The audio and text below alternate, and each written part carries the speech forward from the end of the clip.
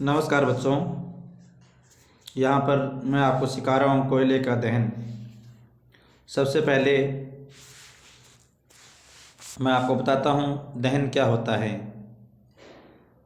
जो शब्द दहन है उसका मतलब सामान्यतः जलना होता है, लेकिन ये जलना एक विस्तृत शब्द है।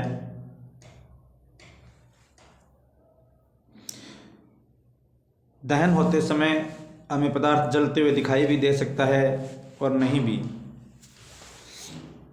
सामान्यतः जो दहन शब्द का मतलब है वो जलना है, लेकिन ये कोई ज़रूरी नहीं कि हमें जब पदार्थ का दहन हो तो हमें पदार्थ जलता हुआ दिखाई दे।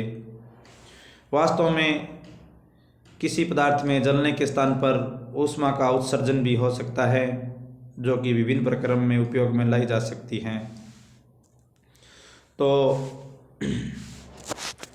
सामान्यतः दहन की वैज्ञानिक परिभाषा ये है कि किसी पदार्थ का ऑक्सीजन या ऑक्सीकारक के द्वारा जलना या उसका ऑक्साइड बनना दहन कहलाता है। दहन एक ऊष्माक्षेपी अभिक्रिया है जिसमें सदैव ऊष्मा बाहर निकलती है। कुछ दहन समीकरण, दहन अभिक्रिया मैं आपको बता रहा हूँ। उसमें सबसे पहला कक्षा 10 में जो प्रथम लेसन है उसमें जो टॉपिक है वो है कोयले का दहन। तो कोयले का दहन किस प्रकार की अभिक्रिया है, तो मैं आपको समझाऊं कि कोयले का दहन एक संयोजन अभिक्रिया है और साथ में ये ऊष्माक्षेपी अभिक्रिया भी है। क्यों है, मैं दोनों चीज़ आपको एक्सप्लेन करूँगा। संयोजन अभिक्रिया भी है, ऊष्माक्षेपी अभिक्रिया भी है। तो कोयले का दहन, कोयले का तात्पर्य कार्बन है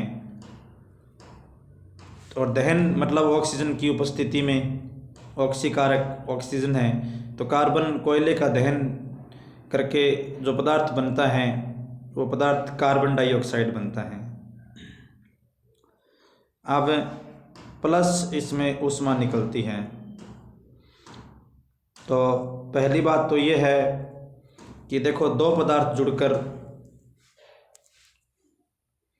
एक नया पदार्थ बना रहे हैं, मतलब सिंगल प्रोडक्ट बना रहे हैं।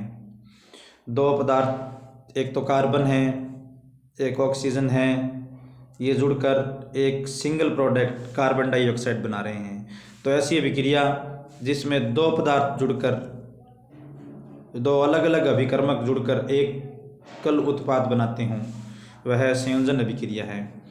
तो एक तो जो कोयले का दहन है वो संयोजन अभिक्रिया है, क्योंकि इसमें पदार्थों का संयोग होकर एकल उत्पाद बनता है।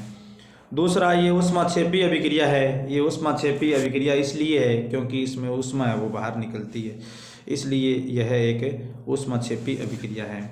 तो यदि हमें प्रश्न पूछे कि कोयले का दहन किस प्रकार की अभिक्रिया है, तो हम लिखेंगे कि कोयले का दहन एक संयोजन अभिक्रिया है जिसमें ऊष्मा का उत्सर्जन होता है, इसलिए यह एक ऊष्माक्षेपी अभिक्रिया भी है। Thank you.